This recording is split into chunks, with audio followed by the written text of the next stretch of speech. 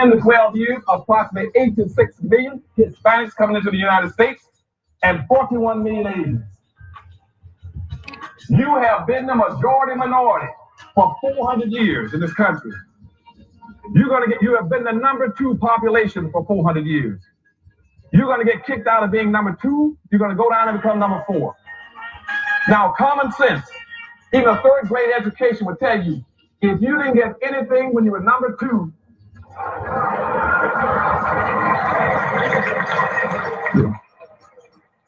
you all jumped ahead of me, but anyways, you can guess what you're going to get when you become number 4. President Biden, do you support reparations? Well, let me, since I haven't spoken on this for a chance, number one, the reason we're the country we are is because of immigration. We've been able to cherry pick the best from every single continent. The people who come here have determination, resilience. They are ready to stand up and work like the devil. We have 24 out of 100 children in our school today is Hispanic.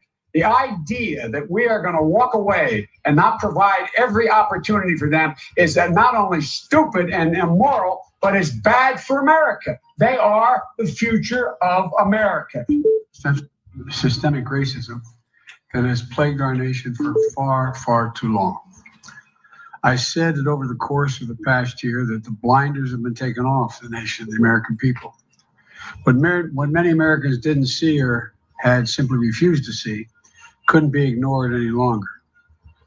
Those 8 minutes and 46 seconds that took George Floyd's life opened the eyes of millions of Americans and millions of people around all over the world. It was the knee on the neck of justice, and it wouldn't be forgotten. It's not white Americans' fault, but just a fact.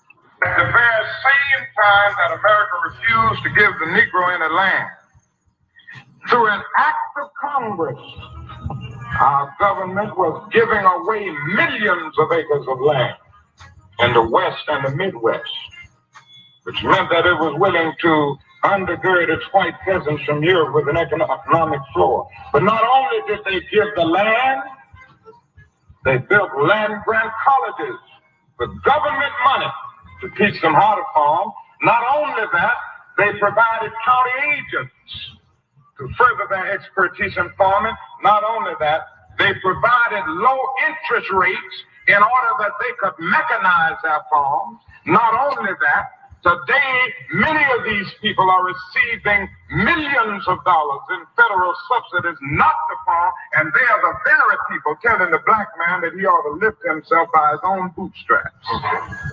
And this is what we are faced with. And this is the reality. Now, when we come to Washington, in this campaign, we are coming to get our check. We are owed $104 trillion on the very low end, plus $735 billion recurring. This number does not include the cost of about 50 Black Wall Streets that were decimated, nor compound interest from 2017 when Sean D. Rochester's book, The Black Tax, was published, nor the cost of Black life, nor the cost of living increases, nor the war on drugs, nor the current day pandemic. The number I'm working with is for slavery, Jim Crow, and accrued ongoing systemic racism, oppression, and disadvantage in the country our ancestors built with their lives. If you believe in this number as I do and would like to join me in the fight for reparations, please email me at friendsofadostv@gmail.com. That's friendsofadostv@gmail.com. Good afternoon on the West Coast. Good afternoon in the mountain. Good afternoon in the central.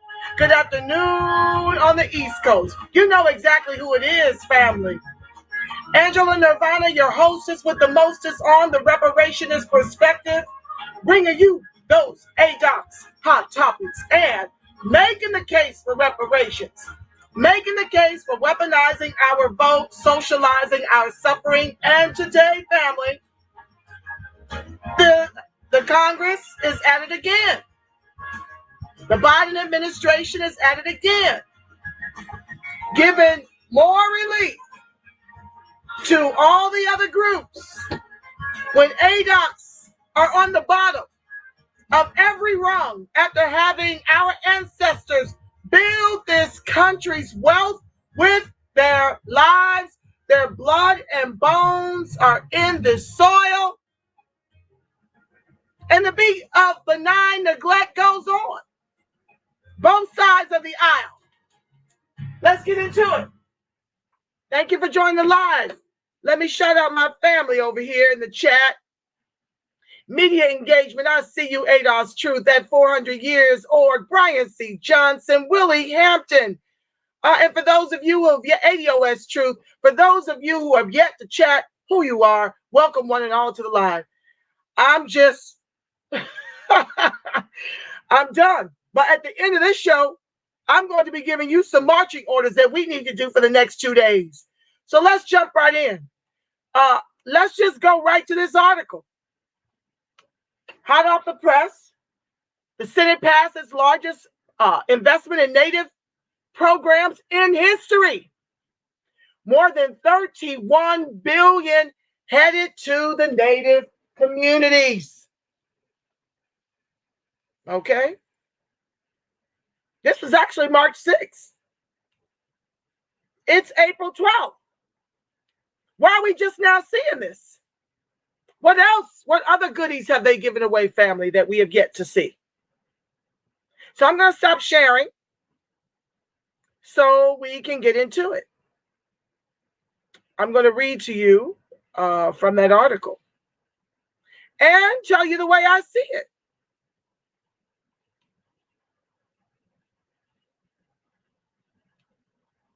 Well, that article just disappeared. How about that? Oh, let's find it again, family. Just give me a second to pull it back up. As soon as I stopped sharing, it went away.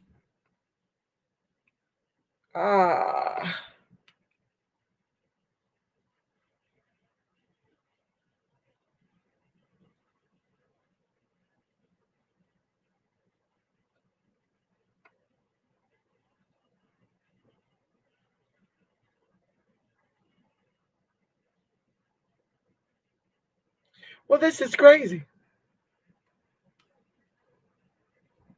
Let's try to pull it up again, family. Just give me a second. As soon as I stopped sharing, it went away. But this is something we didn't know about. Why not? Why isn't this all over the news?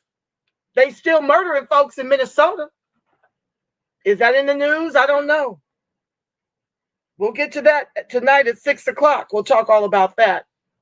But let me go to my Facebook. That's where I shared it, and pull this thing back up. Give me a second. Just bear with me, family. Senate passes. Here we go. All right.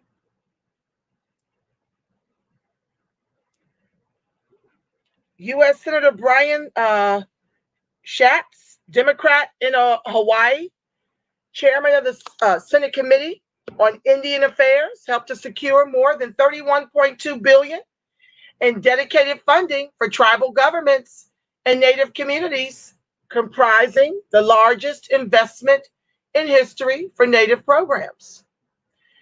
The new funding will deliver immediate relief for hard-hit Native American families and support tribal nations as they build a bridge toward economic recovery. Me speaking.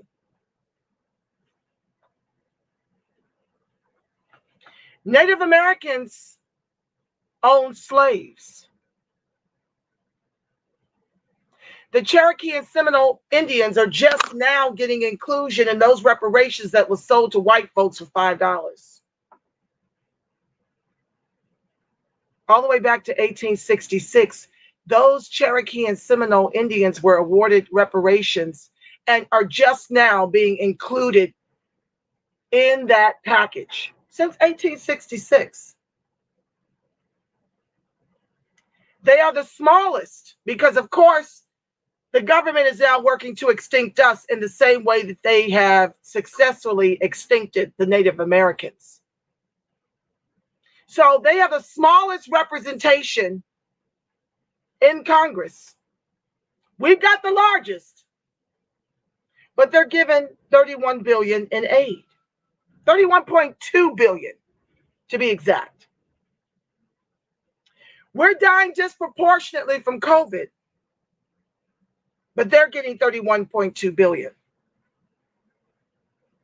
Me and the reparationist movement's COVID relief letters and demands were ignored, but they're getting $31.2 billion. Our economic recovery demands have been ignored, but they're getting $31.2 billion. Right now, they're doing markups on HR 40. Nobody had to study them to give them $31.2 billion. They got to study and drag ours out. HR 40, been in the shadows for 30 years. The reparationist movement gets involved. We've got traction, but it needs a ton of edits. But none of these groups that I'm about to speak about today needed a study. We've been over here over 400 years. We build all the wealth these groups eat from. 87% of our electorate voted for Biden. 50% of the Indians, the Native Americans, or people who identify as Native American, voted for Biden. But everybody's getting the bag. And then y'all want to come for me and talk about, let's just wait. Let's get them in. Let's get them in office first. And then they're going to do something. Like we haven't seen this repetitively over all the Democratic presidents who have resided in office. The benign neglect of our people has gotten us to George Floyd, 9 minutes, 29 seconds. And ADOCS want to convince me that somehow Biden, the author of the 94 crime bill, Jim Crow segregationist Jim Crow Joe, is reformed. He damn near on 100 days, at least 75. Nothing yet for our group. Let me keep reading. Native communities need relief. We listened and we took action. With more than $31 billion for tribal governments and Native programs, the American Rescue Plan delivers the largest one-time investment to Native communities in history, said Senator Schatz, a member of the Senate Appropriations Committee. This historic funding is a down payment. Did you hear me? Did you hear the words coming out of my mouth? This is a down payment. Now, we got an HR 40 that's cashless, that Sheila Jackson Lee and 15 other of her cohorts want to try to get over on a cashless reparations while ignoring our Fix HR 40 campaign. But the Indians, the smallest number of representation in the country and in Congress, gets a $31.2 billion down payment, while this government and Obama, Kamala, Jim Crow Joe are constantly telling us there's no money to repair the very people whose ancestors built the country's wealth with their lives.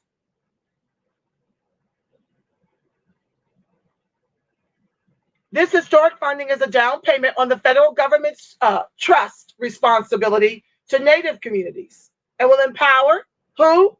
American Indians, Alaskan Natives, and Native Hawaiians to tackle COVID-19 impact on their communities.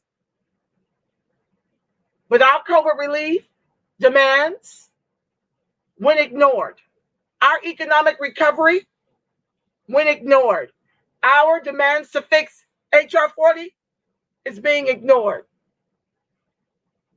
And yet, 87% of our electorate voted this into office. $20 billion for tribal governments to combat COVID-19 and stabilize tribal communities. Safety net programs through treasuries, state, local coronavirus relief fund.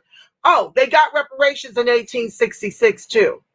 They've got casinos, all of which only recently have we been included as descendants of Cherokee and Seminole. I think it's Cherokee only right now. We just got included into Cherokee as descendants of Cherokee slavery. Since 1866, they've been helping the Native American community, the Native American tribes. What have we gotten? But George Floyd, 9/29 to the neck, that's continuing. We're going to talk about that at 6. Moving on. I don't have a lot of time with you, so I'm going to try not to be too long-winded on some of my thoughts. They get $6+ billion for Native health systems while we die disproportionately from COVID. They get $2.34 billion for COVID vaccines, testing, tracing, mitigation, and workforce expenses, $2 billion for lost third-party medical billing reimbursements, $600 million for health facilities, construction, and sanitation programs, $500 million for clinical health services and purchased referred care, $420 million for mental and behavioral health, $140 million for improving health, IT, and telehealth access, $84 million for urban Indian health programs. Oh yeah, I'm pocket watching because my people are on the bottom. $10 million for portable water delivery, Native Hawaiian healthcare systems, $20 million set aside for Papa Ola Lakawi and the Native Hawaiian healthcare systems within the communities, within the community health centers, funding at the Health Resources and Services Administration, $1.248 billion for HUD, tribal, and Native Hawaiian housing programs, $498 million tribal set aside within Treasury's Homeowners Assistance Program for tribes and Native housing programs, $450 million for the Indian Housing Block Grant, $280 million for the Indian Community Development Block Grant, $15 million for technical assistance, administrative cost and oversight, $5 million for the Native Hawaiian Housing Block Grant. March the 6th. I'm just now finding this out on the 12th of April. $1.1 billion for Native education programs, while our children get preschool to prison pipelines, including Bureau of Indian Education schools, tribal education agencies, tribal colleges and universities, Native Hawaiian education programs, and Alaska Native education programs. So our demands for reparations and the Black agenda gives everyone else the bag. They get all the things that we require. $850 million for Bureau of Indian Education programs, K through 12 schools and dormitories and tribal colleges and universities. $190 million for Department of Education grants to tribal education agencies, Native Hawaiian education organizations, and Alaska Native education. $142+ million for tribal colleges and universities through the Higher Education Emergency Relief Fund. $89+ million for Native serving institutions of higher education, including Alaska Native and Native Hawaiian serving institutions through the Higher Education Emergency Relief Fund. $1+ billion for Native families. $1 billion+ for tribal care, child care programs and supports. $75 million for tribal 10F grantees to provide assistance to families in need through the Pandemic Emergency Assistance Fund. $900 million for Bureau of Indian Affairs programs. That's $772.5 million for tribal government services, i.e., general welfare assistance, assistance to tribal governments, public safety, child welfare. $100 million for the housing improvement program. $20 million for portable water delivery. $7.5 million for administrative cost and oversight. $600 million for Native communities, critical economic and infrastructure investments. We get redlining into environmentally racist communities and public housing. We get the miseducation of ADOCS in America with 3 Ks, preschool to prison pipeline, substandard to no health care, unemployment, underemployment, dying disproportionately from COVID, lack of small businesses in our communities, lack of home ownership.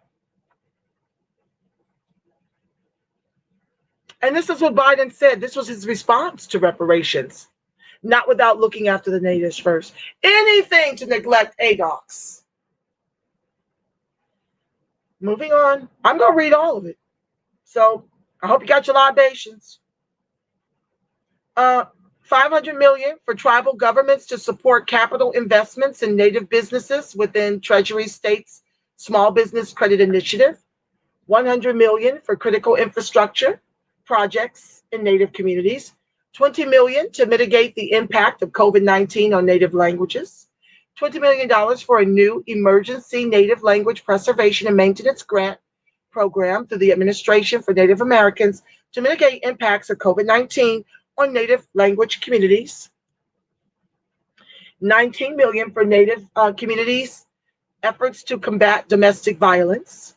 $18 million for tribal awardees through the Family Violence Prevention and Services Act. $1 million for Strong Hearts Native Domestic Violence Hotline. Let's keep going.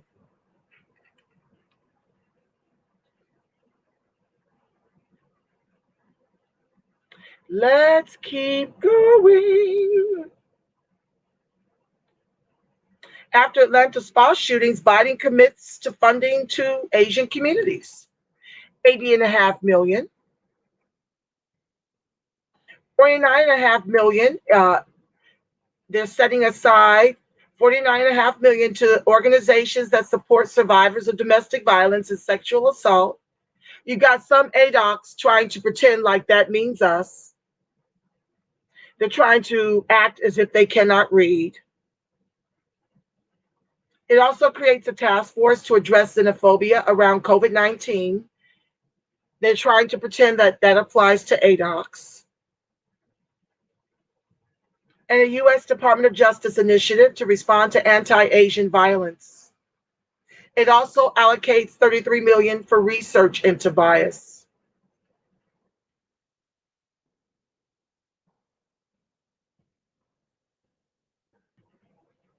Organizations in Atlanta and across the country, they've called for $300 million. They got $80.5 million from the Biden administration, whom 87% of us, not me, put into office. Let's move on. Our tax dollars. While they continuously give you trillions and line their pockets during the pandemic, and tell ADOCS they don't have money to give to us. They're trying to come up with a way to give us more programs with the left hand that they give away with the right hand to white folks, white women, immigrants, and LGBTQIA, akin to how they've done our affirmative action. While we get set up to be fourth-class citizens in the country our ancestors built with their lives, and we get to eat the cost of slavery, clearly. But we've got some action items on the end of this segment. Okay, let's move on. Because I talked about this in another archive, but I wanted to just refresh folks, especially for those of you who are new to the channel. Thank you for watching. As a matter of fact, I appreciate your support at Cash App $FOADOS TV. It enables me to educate the masses and to advocate for ADOCS, since we're being left out, clearly. Moving on. And there's a PayPal. Thank you for those of you who have supported the channel. It helps me a great deal to do what I do, which I'm seeking to do full time. Yes, I am. I need your help. Because you're not going to get this on the mainstream media.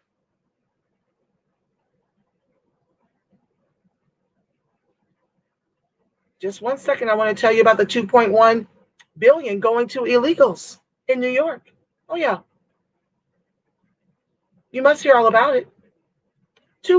How $2.1 billion for undocumented immigrants landed in the state budget. The most contentious and late-breaking policy debate within this week's $217 billion state budget deal is a $2.1 billion excluded workers fund designed to provide cash payments to undocumented immigrants who were ineligible for other federal and state benefits such as unemployment insurance or stimulus checks. Undocumented. The policy, the first of its kind in scope in the nation, was sponsored in the Senate by Senator Jessica Ramos, a Queens Democrat. Sounds Hispanic to me. It creates a two-tier system of direct cash payments for workers ineligible for previous state or federal relief, including undocumented immigrants who are able to provide proof of their New York residency, identity, and loss of income.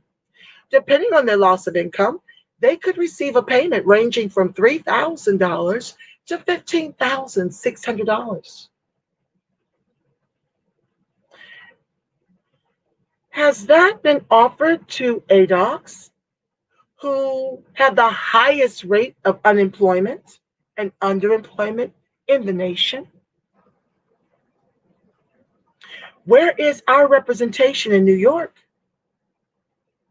These are our tax dollars enabling undocumented workers. And y'all want to come for my throat when I tell you to weaponize the vote by voting a red top in a blue Congress. Y'all want to come for me. Y'all want to get mad at me. Are these groups fighting for our economic justice and inclusion? Are they putting their people in position to just get the bag? I keep telling y'all to vote red top of the ticket and a blue Congress to protect the over 53% of ADOCS who rely on government assistance by design of institutional systemic racism until we can replace the lanes with full-chested reparationists, because the lanes are playing with it. They don't want to give us the cash repair we are owed in the trillions over multi-generations. But y'all don't believe fat meat is greasy until you see it burning. I don't know. Will we have to become as small as the Native American group in order for you guys to get active in your own interest? Or are you going to continue this vote blue, no matter who, to our people's peril? The program was the subject of a large advocacy push that included coordinated rallies across the state and a hunger strike in Manhattan that ended Wednesday morning. Although the policy was included in the budgets proposed in the Assembly and Senate last month, it seemed to take political observers and even some lawmakers by surprise when it became clear that there was serious momentum to include the measure in the budget. The surprise led to a split in the Democratic Party, with State Senator Gustavo Rivera, chair of the Health Committee, threatening to impede bills from members of the Assembly who did not support the Excluded Workers Fund, while State Party Chair Jay Jacobs issued a statement decrying supporters of the bill who labeled critics as racist.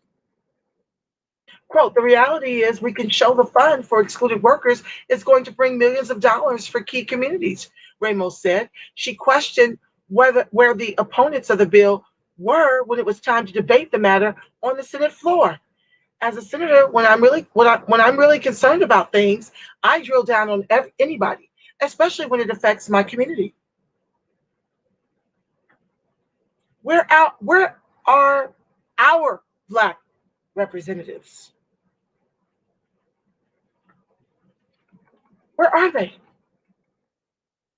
Murad Awawade, co-director of the New York Immigration Coalition, a leading group in the advocacy effort for the bill, said he was surprised by the suddenness of the opposition.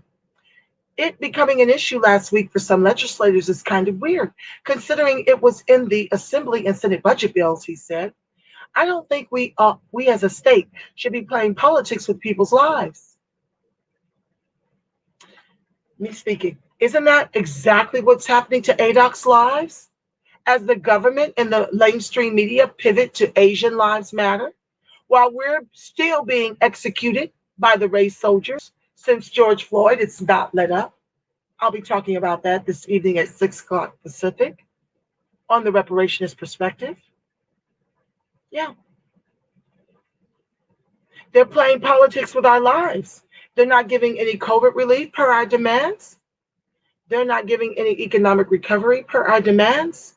And they're giving a toothless HR 40, trying to get that pushed through now that we've breathed life into the HR 40. And ignoring and neglecting our fixed HR 40 efforts. But that's where everybody gets to be a part of the movement, because I've got some instructions for you at the end of this broadcast. Moving on. Our communities have been hurting for over a year, while ADOCS communities have been hurting for over 400 plus years. A year now, and have been receiving nothing in aid, and we just weren't going to stand for that.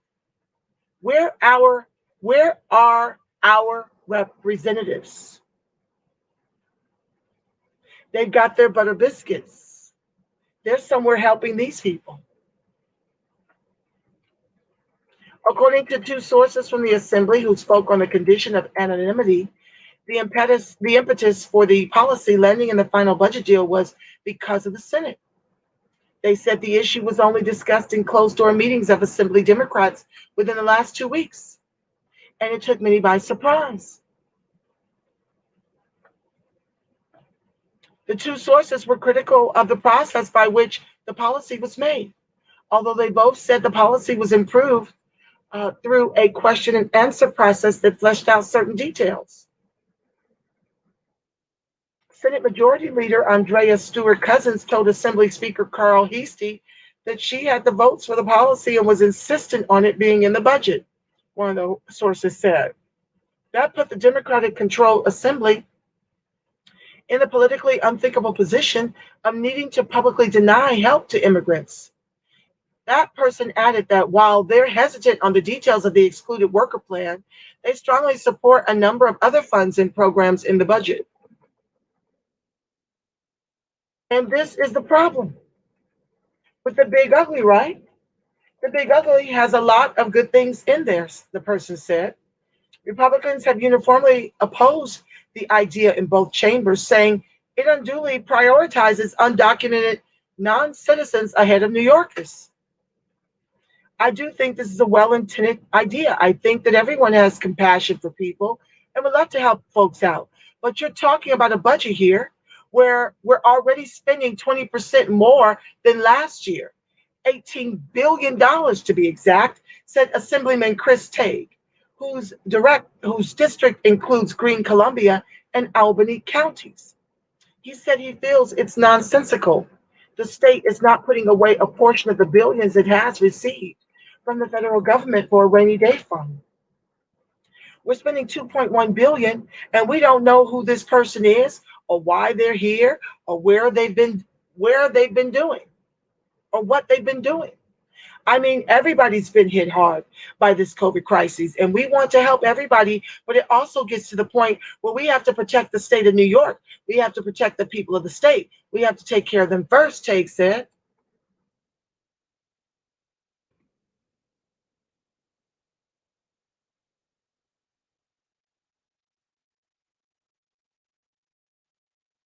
Another concern among opponents of the bill and some supporters is that it will lead to fraud.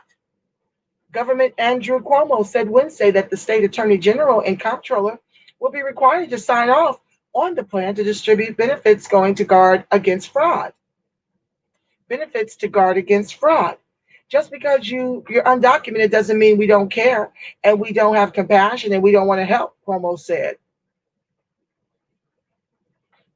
Isn't he being investigated for fraud, given the scandal of the senior citizens in the retirement homes?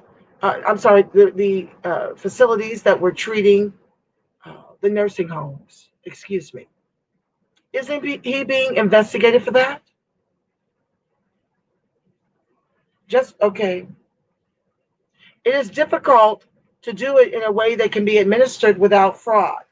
How so? When you were able to directly fund our accounts for COVID relief.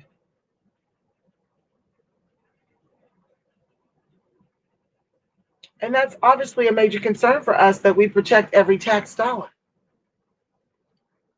Rivera said he felt some of his fellow Democrats were buying into the Republican messaging on the bill, and that was what spurred him to speak out on Twitter. My sense at the time was that there was some organizing going on that was not in good faith. That was kind of buying into the racist propaganda that this is something that's going to be harmful to New Yorkers, Rivera said. I want to make clear that if you stand with the folks who are against this for illegitimate reasons, then I am not going to stand with you, he added, explaining his threats on Twitter to block health-related legislation from assembly members who oppose the bill. DC, the Assembly Speaker, clapped back, effectively telling Rivera to mind his business and not to worry about the assemblies. With all due respect, Senator, the Assembly has had and will have the votes to pass an excluded workers fund bill that covers all workers. Stop worrying about the Assembly and worry about your own house, he wrote. The Senate passed each of the 10 bills necessary to fund the state government for the near future by early Wednesday morning, and the Assembly convened Wednesday afternoon to finish its own parallel process. So let me clear up some of this so it'll be easier for me to find where I want to go next.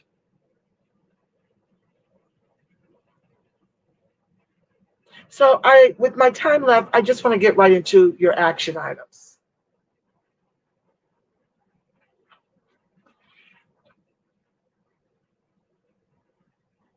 FixHR40.org. Okay. HR 40 is the only federal reparations legislations for ADOCS, descendants of American chattel slavery.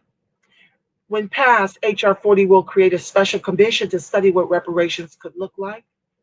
While we're grateful to the elders and legislators who have crafted and pushed this bill for the past 31 years, we are concerned about some key flaws in the legislation. Ultimately, we agree with the revisions suggested by the economist professor and reparations scholar Dr. William Darity. Our campaign is especially concerned with the overall focus, eligibility, and the form of restitution that reparations could exist in. Help us get it fixed. Support the Fix HR 40 campaign. Now, these are the things that need fixing. We need experts only. Commissioners should be selected exclusively by Congress. They should be experts in American history, constitutional law. Let me take a sip, guys.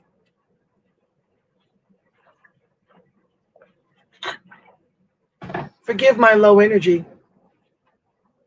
It's exhausting, this advocacy part of what I do. It's nonstop,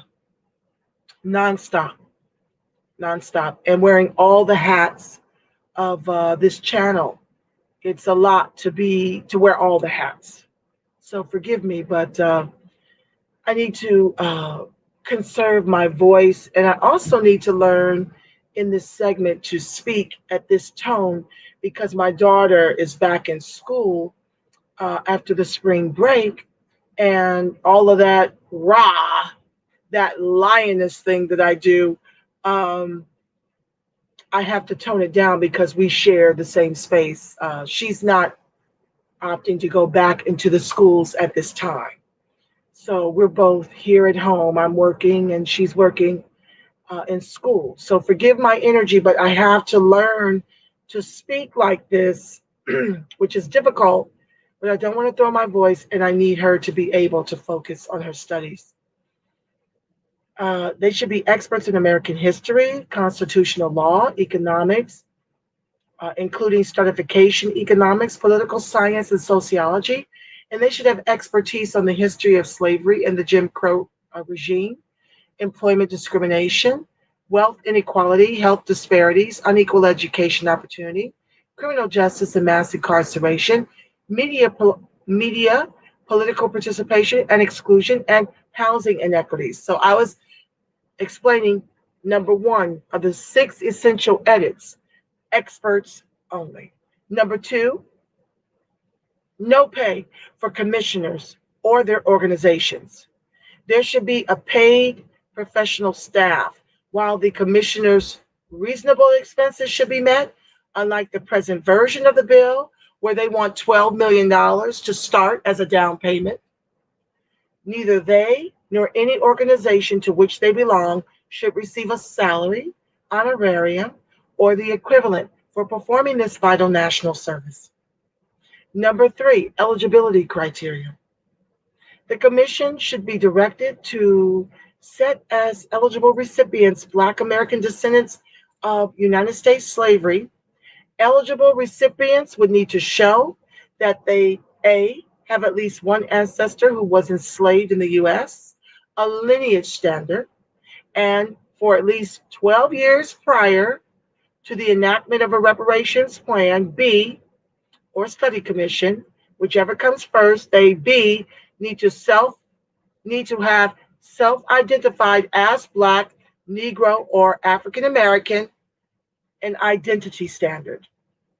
So if you identify as white, you've received your reparations. Are we clear? BIPOC. If you can't meet these 2 standards, this is what we're trying to get fixed in the HR 40. It is not fair to those of us who identify as ADOCS and have to eat the cost of that in everything we do. And you get to come up identifying as white and getting all of the benefits that comes with as a group that shares in excess of $100 trillion household dollars. While 90% of us whose ancestors built this country with their lives benefit from less than 700 billion household dollars since COVID. I hope we're clear.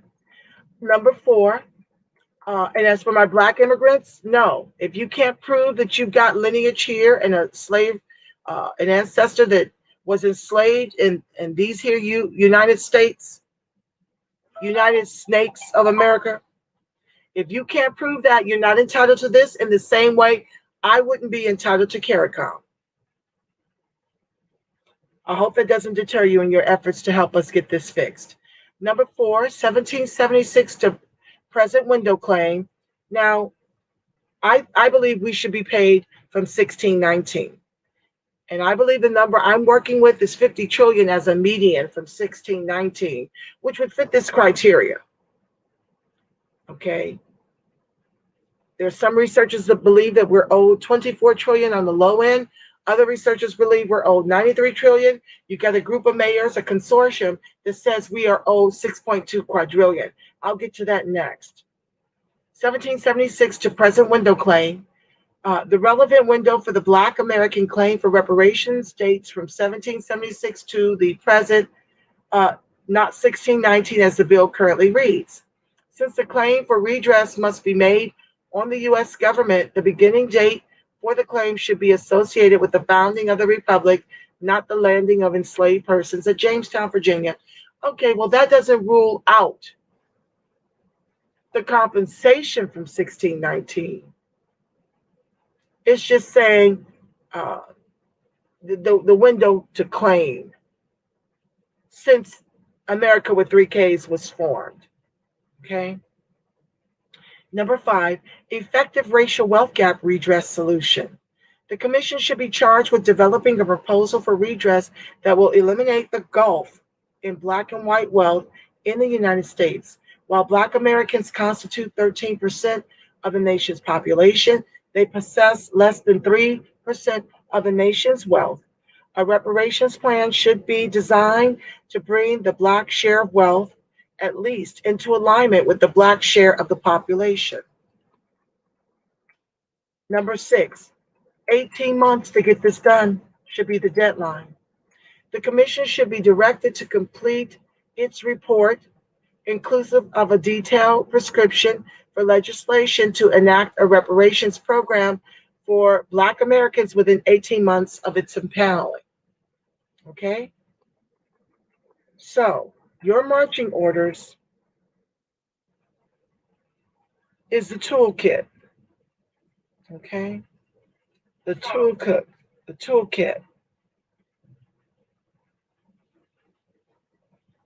Hold on one second, family. Because I've got to type this. Let me do something real quick. I'm going to go to where I shared it on Facebook so I can just lift it. It's pretty long. I want to move it over and copy and paste it into I want to copy and paste it into my email so I can paste the link over. Here we go. I can paste the link in the StreamYard. Just give me a second.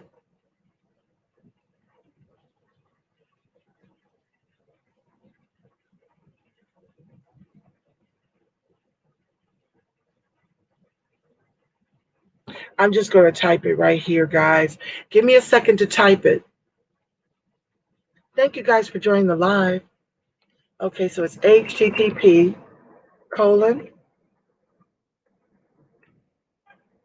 This is the part where everybody needs to get involved in the movement because this is how these other groups are getting it done.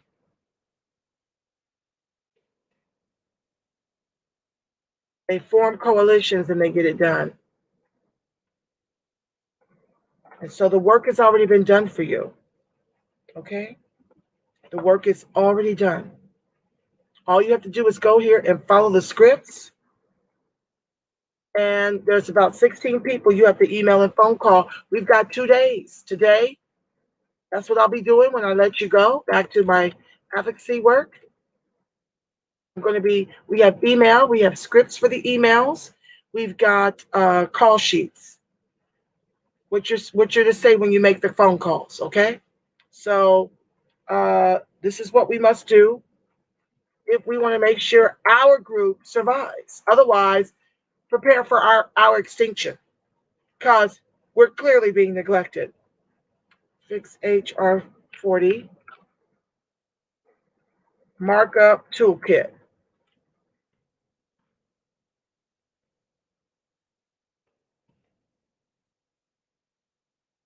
http://bit.ly/fix HR40 markup toolkit. Okay. All right. So I want to share Mayors Consortium says we are owed 6.2 quadrillion.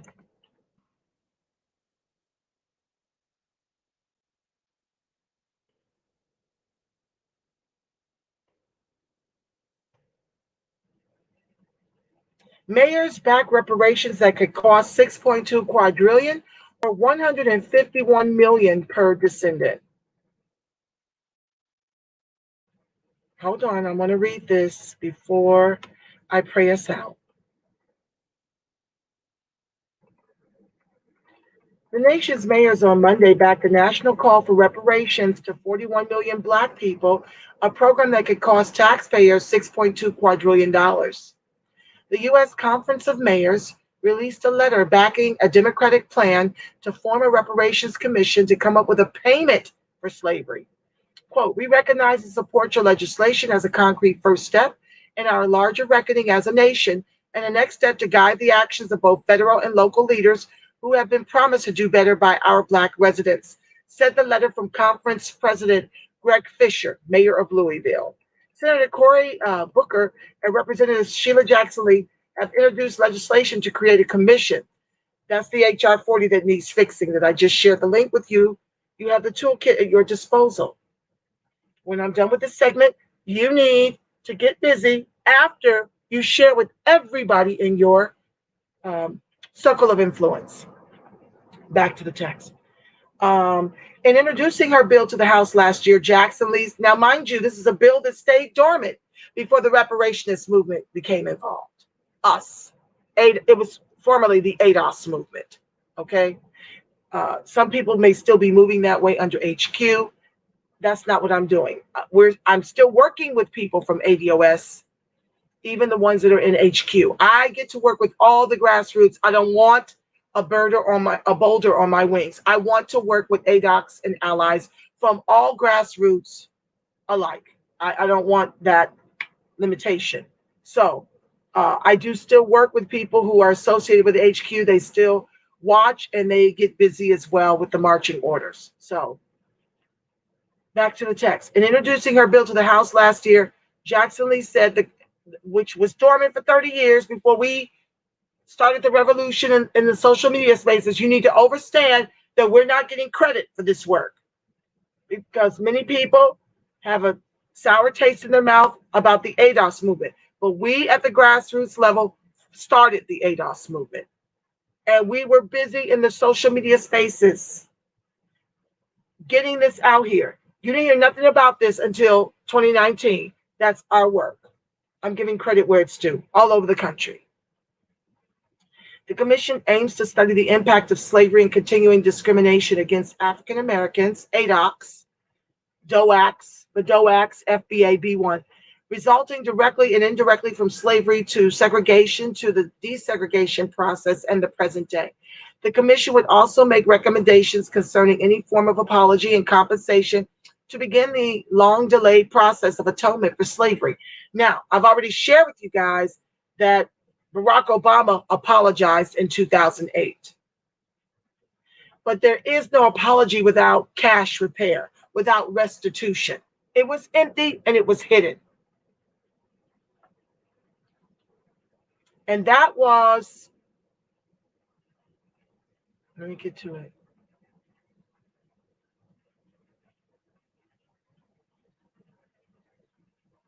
Hold on, family.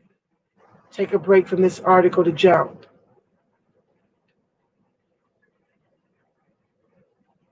That was I'm going to copy and paste it. Hold on. Congressional, I'm going to copy and paste the article.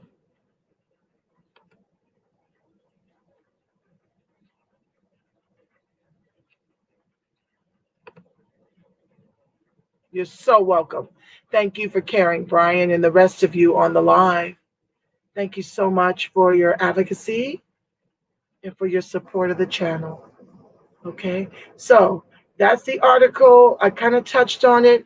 Whereas during the history of the nation, the U.S. has grown into a symbol of democracy and freedom around the world, referred to House Committee after being received from Senate S. Con, how befitting, 26 RFH 111th Congress, first session. See how slick they are? So Obama can do this and sneak this apology in, but he's a no on reparations, as he is today worth $70 million since 2020. Con.res.26 in the House of Representatives, June 18, 2009, referred to the Committee on the Judiciary concurrent resolution apologizing for the enslavement and racial segregation of African Americans, whereas during the history of the nation, the United States has grown into a symbol of democracy and freedom around the world.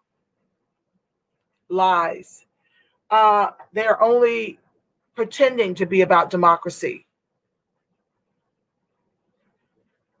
because they want the people's resources abroad. How can you claim to be about democracy and freedom and ADOCS is at George Floyd 9 minutes 29 seconds to the neck? Your humanitarian crimes against ADOCS makes you the worst in the world. Whereas millions of Africans and their descendants were enslaved in the United States in the 13 American colonies from 1619 through 1865, whereas Africans forced into slavery were brutalized, humiliated, dehumanized, and subjected to the indignity of being stripped of their names and heritage, all of which they can all cite the history off the dome, trippingly off the tongue, while telling us no to reparations. And we are bottom cast, the lowest in every metric throughout the country, while everybody else gets to come up, like I just described to you, while we continue to vote blue no matter who, to our people's own peril.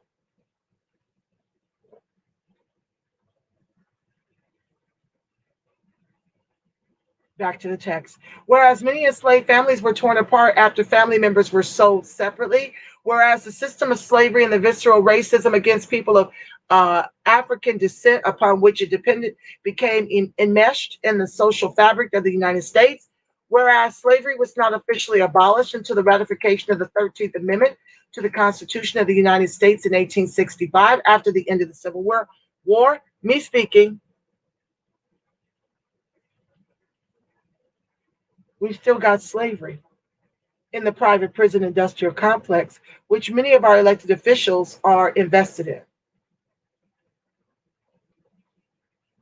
We fought in the Civil War. Abe Lincoln gave us 40 acres and a mule, was executed, and Johnson took it back and gave the Homestead Act for 93 years to white immigrants and to our slave owners. They got reparations. Let's look that up. I'll go back to that and the other one. It's a little toothy, but I got another 15 minutes I can go. Why not? Let's just get it in. White slave owners get reparations. This is how I flow, y'all, off the dome. You have to just roll with a sister, child. When slave owners got reparations, while Sheila Jackson Lee and 15 others want to put together a commission to study how to repair us without cash. The Evanston, Illinois reparations, 10 million. They've got these housing grants. They don't want to give us cash. You got some ADOCS who are sitting up here pocket watching what people are going to do with the cash once we procure it. Don't that beat all? You want to talk to me about how they're going to waste their money on Jordans? Like that's any of your business. You're going to worry that it's going to stimulate the white economy. But y'all don't talk about those of us who'll be responsible, who'll invest it, who'll save it, who will buy businesses with it, who will educate our children with it. Y'all always want to highlight the ones who will squander it like it's yours to have an opinion about. You sound like a Republican when you do that. That's a Republican trope not to give us cash. So there are people like Sheila Jackson Lee, who's a Jamaican descendant. She descends from Jamaica. Can sit up here and come up with programs to give with the left and give away with the right, the way they've done our affirmative action that we no longer benefit from. Lincoln signed a bill in 1862 that paid up to $300 for every enslaved person freed. On April 16, 1862, Lincoln signed a bill emancipating enslaved people in Washington. The end of a long struggle, but to ease slave owners' pain, the District of Columbia Emancipation Act paid those loyal to the Union up to $300 for every enslaved person freed. But they want to give us cashless repair when our ancestors' heinous chattel slave labor built all the wealth that even these Mickey Fickies got $300 per enslaved person eat from. This money was used as a seed for the over $100 trillion household dollars that they currently share. Our ancestors' heinous chattel slave labor. It's why all the immigrants and white folks and immigrants who identify as white, this is why they're on top and we're on the bottom. Moving on. That's right. Slave owners got reparations. Enslaved African Americans got nothing for their generations of stolen bodies, snatched children, and expropriated labor, other than their mere release from legal bondage. This is what's happening to many of our men who are in prison. You just release them like you did us as slaves, to fend for ourselves and to pull ourselves up by our bootless straps, and to grow from 4 million to 41 million. And now you're working again to extinct us. You're weaponizing immigration against us. You've already neutralized us economically by weaponizing immigration against us. Now you're coming for the vote, like we don't see you.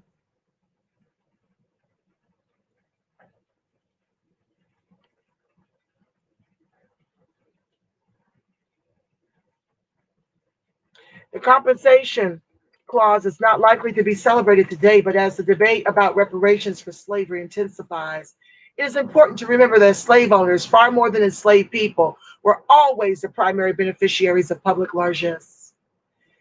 The act is notable because it was the first time that the federal government authorized abolition of slavery, which hastened its demise in Virginia and Maryland as runaways from these states fled to Washington.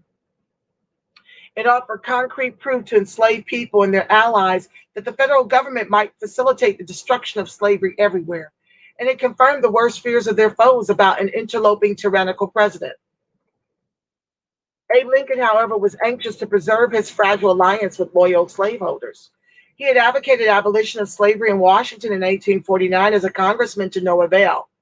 As president, he encouraged the border states to voluntarily end slavery. Why is that? Because slavery wasn't as profitable in the North as it was in the South. I'm taking a sip.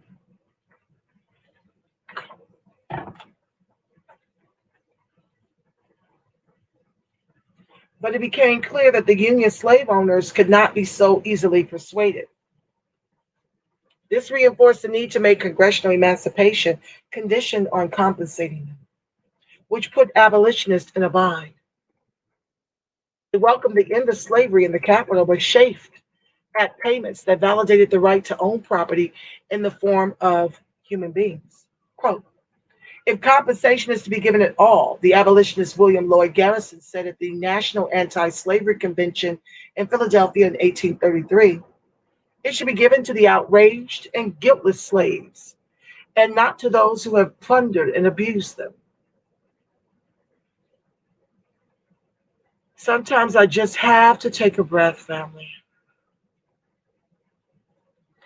Modern anti-slavery advocates like Lincoln did not agree.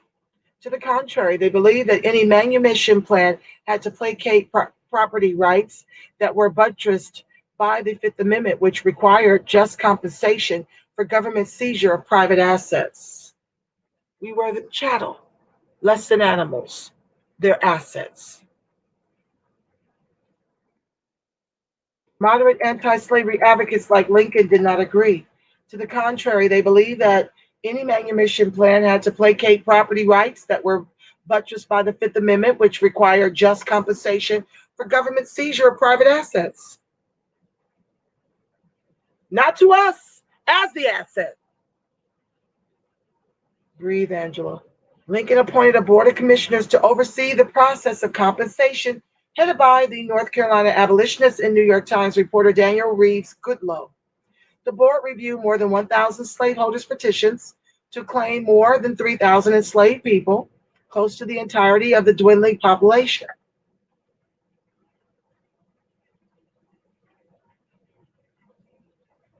$3,000 enslaved people.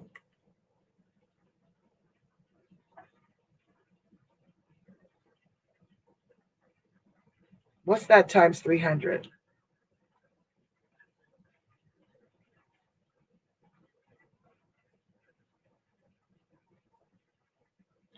Close to $1 million, $900,000. Let's ask what $900,000 is worth in today's dollars.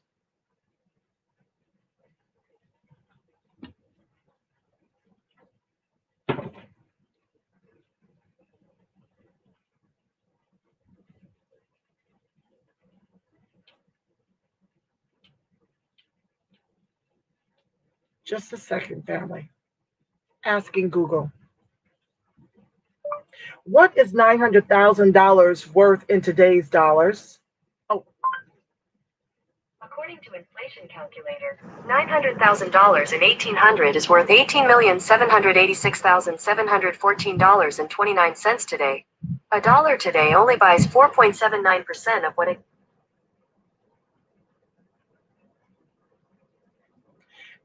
Okay, 900,000. Okay, in 1800.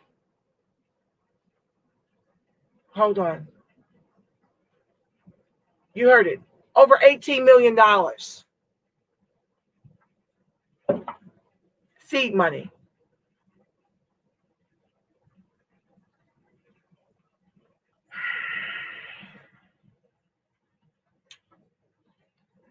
Back to the text. Most of the petitioners received the full amount allowed. The largest individual payout was $18,000 for 69 slaves. Although the District of Columbia Emancipation Act marked the only time the federal government would compensate slave owners, there's a longer history of slave owners requesting and receiving indemnification for the loss of their chattel. Our people. Slave owners felt entitled to and often received compensation from local, colonial, and state legislatures, but they don't want to give us cash. Especially in times of crisis, when enslaved women and men ran away, participated in rebellions, or were executed for crimes. During the American Revolution, owners asked to be compensated when bondspeople had died while working in lead mines in Virginia, for example, and when they sided with the British and ran away. After the Revolution, as northern states carried out gradual emancipation plans, compensation was attracted to slave owners seeking to ease their financial burdens. The 1804 Gradual Abolition Act in New Jersey, for example, did not free anyone immediately. Me speaking.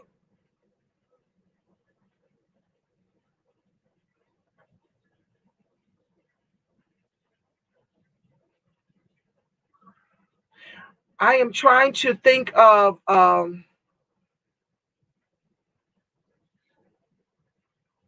after slavery.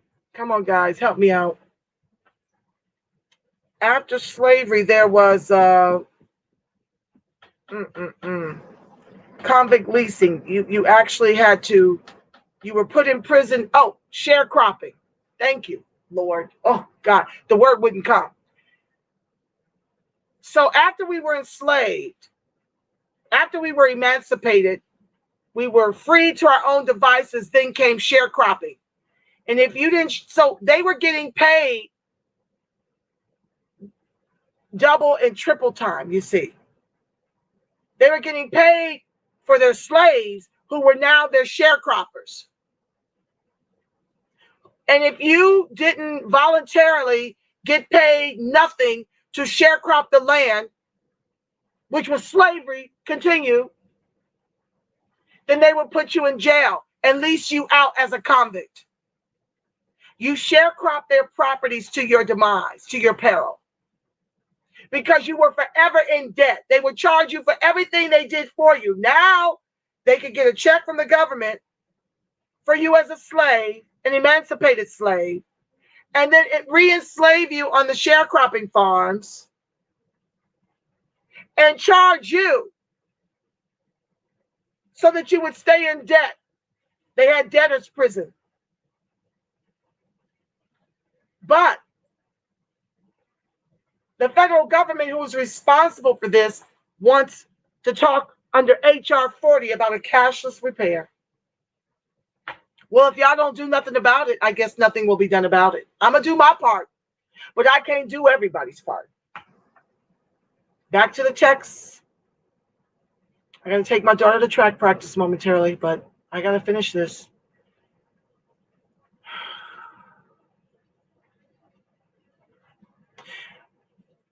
So it was just the come up and the come up and more come up.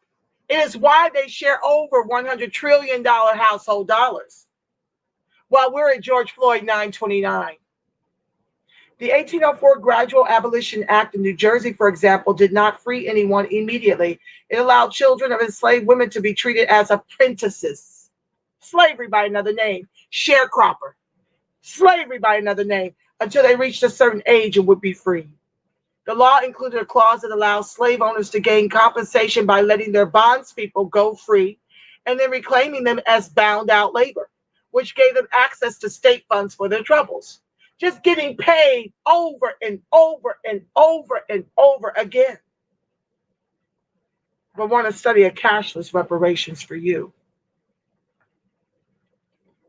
In a break from tradition in the 1850s, the abolitionist Elihu Burritt organized a national compensated emancipation convention in Cleveland to advocate payments to slave owners, as well as smaller sums to be paid to the people they had enslaved. Smaller sums. Nothing came of his dual proposal, however. To be sure, the major benefactors of slave owners' reparations within the Atlantic slave system were Europeans.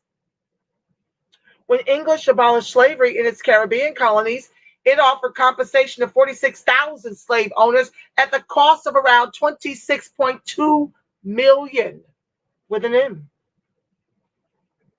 France went further by penalizing Haiti for the revolution that abolished slavery in its former colony, Saint Dominique. It levied a huge sum on the island, which crippled it in decades of debt because they fought for their freedom.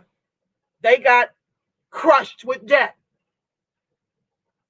And Biden, who's allowing, the illegals, the illegal migrant children to come into the country, is sending Haitian children back to Port-au-Prince.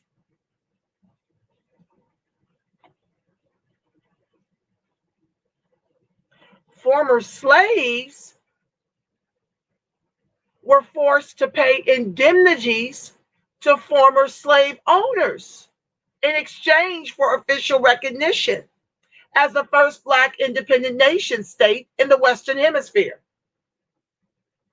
So they get to fight for their freedom and pay former slave owners for official recognition as the first Black independent nation state in the Western Hemisphere. They get to fight for their freedom and pay to be recognized for that fight. The long and insistent coupling of compensation for slave owners with emancipation is useful for consideration in current debates about reparations for the descendants of the enslaved. Critics and skeptics are fond of saying that enslaved people should have asked for recompense back then. This is about to make me curse. I'm trying because I want our youth who will have to take this fight over when we're gone. I want them to be able to hear this and not hear my potty mouth that I got honest from my dad. Some things just require a curse word. I'm trying. Isn't this true? Every time we elect the Democrats, that they claim you never asked for anything. When all we do is ask and all you do is ignore.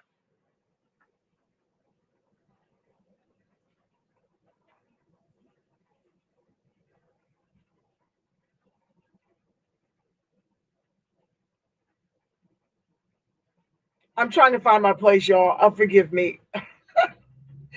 Ooh, to Jesus. African Americans did precisely that, going back to the colonial era. They petitioned for freedom dues. They sued the estates of former masters for their unrequited toil, and they asked for land to restart their lives as free men and women. Relatively few of those efforts were successful. An overwhelming majority of white people believe that slave owners, not enslaved African Americans, deserve recompense for the benevolence of manumission.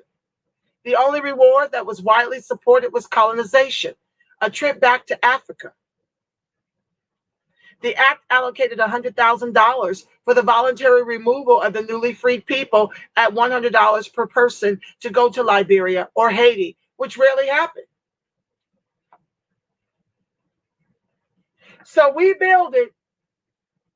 And at the same time, Abraham Lincoln, we were fighting for our emancipation. You were trying to come up with ways to export us up out of here so we would not benefit from the very fruits of our ancestors' heinous chattel slave labor. And you, Barack Obama, $70 million man in 2020, were a no to reparations. Preserving sacred property rights and moving the Negro problem offshore meant that there was no justice for enslaved African Americans. All of the candidates running for president must support the federal government's issuing of reparations to African Americans who were economically affected by slavery. Justice requires this. Where's Biden? Couldn't he have made an executive order of the study for the HR 40 if he were really interested in making us whole?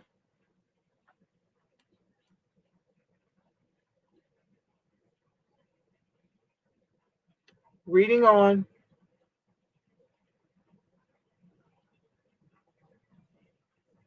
Whereas the emancipation, I'm back to the apology. Whereas after emancipation from 246 years of slavery, African Americans soon saw the fleeting political, social, and economic gains they made during Reconstruction, which was probably about 3 years. We got about 3 years reprieve from 1865 to 1868. Eviscerated by virulent racism. Let me preserve my voice.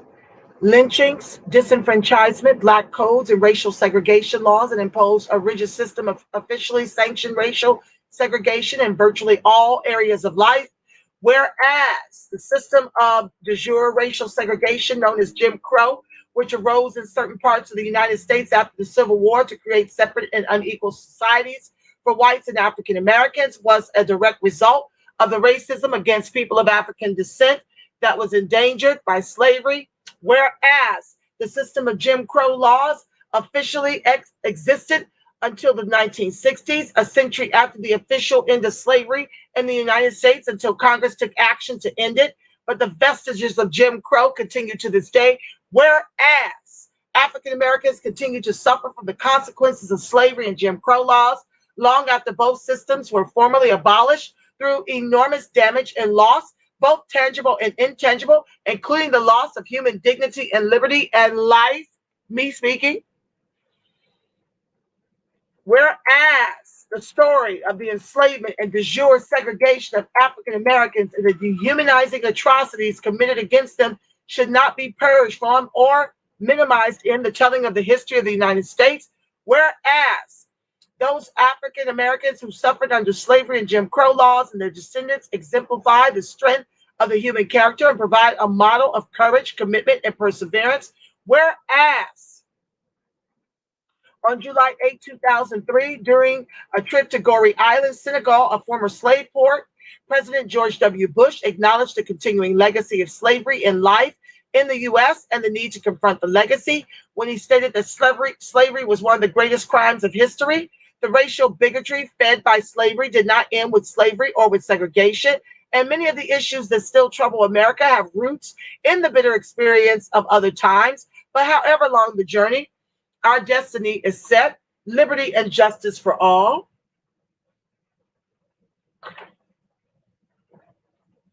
Whereas President Bill Clinton also acknowledged the deep-seated problems caused by the continuing legacy of racism against African Americans that began with slavery when he initiated a national dialogue about race. Isn't he the one that signed for the 3 strikes?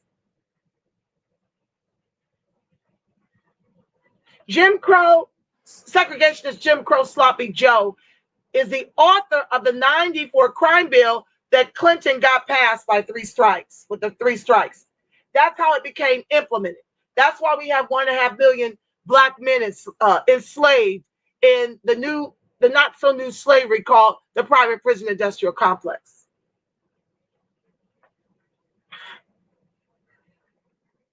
Whereas an apology for centuries of brutal dehumanization and injustices cannot erase the past, but confession of the wrongs committed and a formal apology to African Americans will help bind the wounds of the nation that are rooted in slavery and can speed racial healing and reconciliation and help the people of the United States understand the past and honor the history of all people of the United States.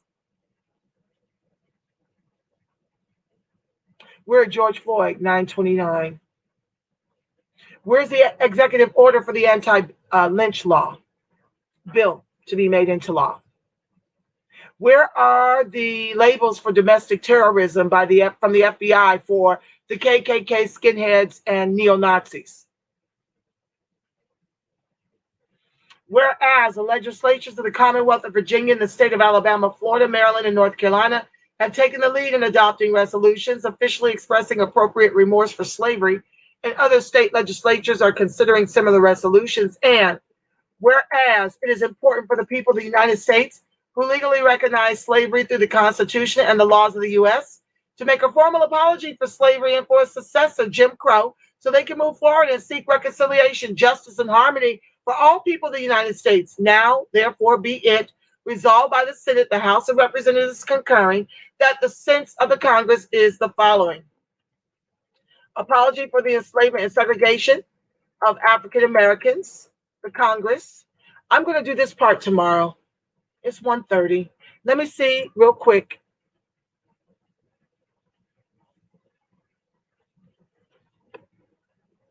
Peace and love to thee. I see you, Shay Coulter. I see you. We're going to pick this up tomorrow. But you get the idea. You get the idea. I hope to see some of you over here at 6:00 p.m. For my anti-Black racism segment, the Chauvin trial. I will be giving you updates and sharing about the way I see it at 6 p.m. I hope to see you there. Until, family, I love you black and strong. You make it a beautiful, God-inspired rest of your afternoon. Peace.